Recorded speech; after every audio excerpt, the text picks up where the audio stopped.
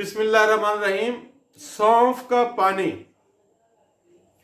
ये किस तरह बनाते हैं और इसके कितने फायदे हैं? अगर 1 लाख फायदे भी मैं गिनवा दूं तो वो कम है।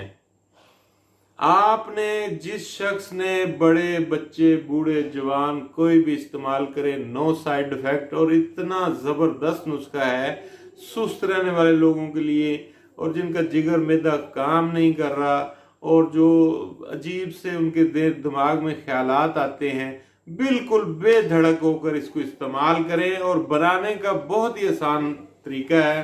आपने इसके 2 ही जूस हैं, पानी है और सौंफ है।